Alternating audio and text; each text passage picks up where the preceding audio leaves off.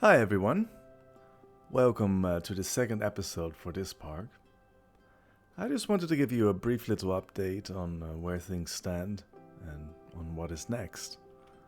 Um, I think I've shown everything there is to see of the map last time, so let me just get right to the parking lot. From here, little roundabout, you would take the exit right after the bridge, and then get to the park. Now, I decided to go with a small parking lot. It is going to be a small park after all. And maybe I'll add some bushes just to kind of get that, get that edge of the asphalt just a little less sudden. But other than that, I think it's going to be, I think it's 90% finished. So I reckon it could hold about, let's see what we have there, maybe 90 cars in total, which is reasonable, I think, for a small park. And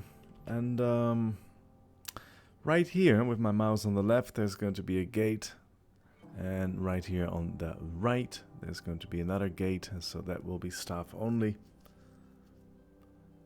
Then there's going to be an entrance plaza with a nice fountain and some simple ticket booths, maybe diagonally, probably non-functioning, or maybe just information booths.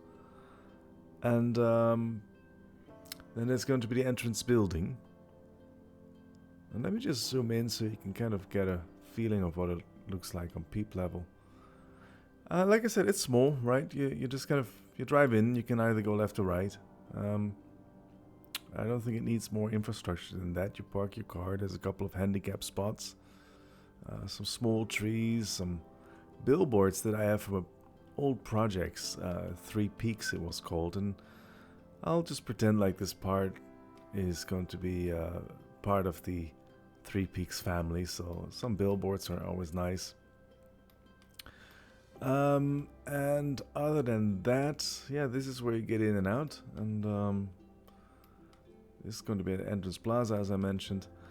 Then, I'm just going to do kind of a classic circular hub and spoke type of park.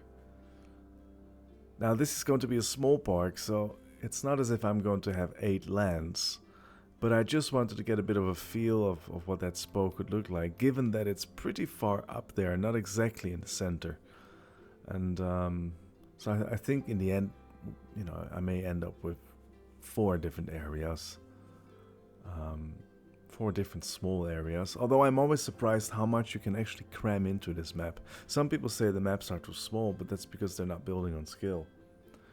So we'll see. I actually have no idea what I'm going to do with it, quite frankly. Maybe, just maybe, I will turn it into some, little country pavilions. That's something that I started 2-3 years back with Seven Seas. I didn't finish it because it became too much of a wannabe Epcot with no real room for rides. Yeah, I don't know yet, to be honest. At the same time, I do want a coaster or two, and I do want a water ride and a dark ride, and so who knows. Either way, I could also imagine that I'm just going to have 4 or 5 sort of country areas, and then I'll take the most extreme countries in terms of instant recognition. So you could think of Mexico or Cuba for that colorful post-colonial Hispanic culture, architecture. Then maybe an eclectic mix of Germany meets France for a bit of that Central European feeling. Probably Japan for that Far East kind of vibe, and then you already have some 3 extremely important ones. I would really like to try my hand at something African, which is a very hard theme to do because I've been looking at architecture from Namibia, Zimbabwe, Botswana. They have a lot in common. Um, but the most important or the biggest structures are usually post-colonial or even colonial stuff. Um, so it's going to be a challenge, but I would really like, of course, I can always go for Egypt. But funny enough, when you think of Africa, you may not immediately think of Egypt. You kind of, yeah, it's hard to combine. However, Egypt will be a great contender. I've done that in Seven Seas, and it could be a real nice way to kind of create a magnificent world. So that'd be the fourth country, and then the fifth, I don't know yet, to be honest. It could be Americana, North America, bit of San Francisco kind of feeling meets New York. That could always work. The UK is always an extremely grateful subject for amusement parks, especially the capital, of course, with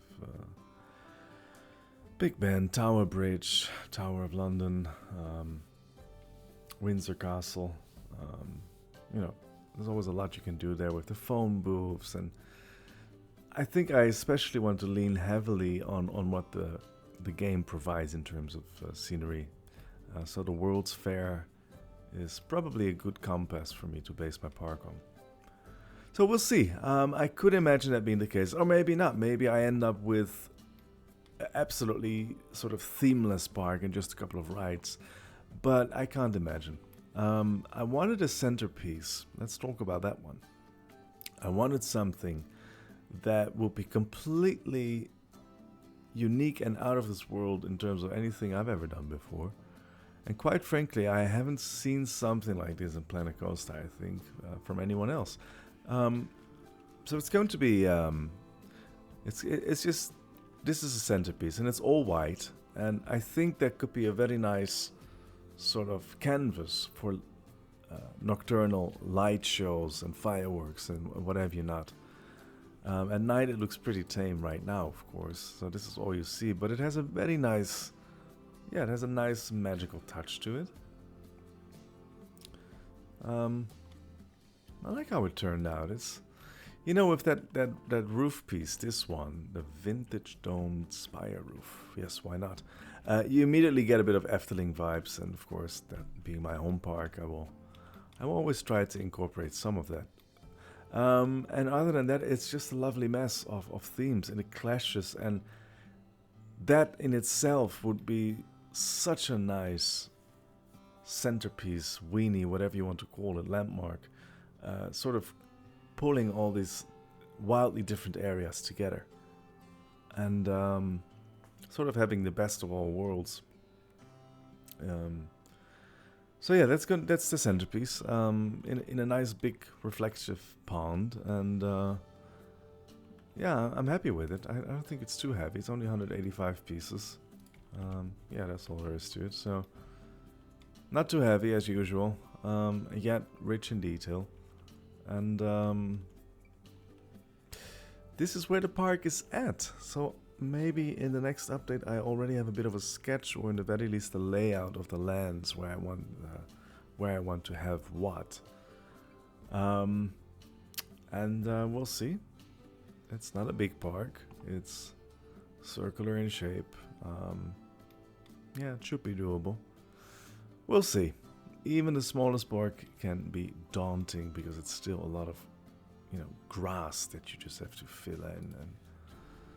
But hey, let's see. Thank you for watching. Thank you for bearing with me, and see you next time.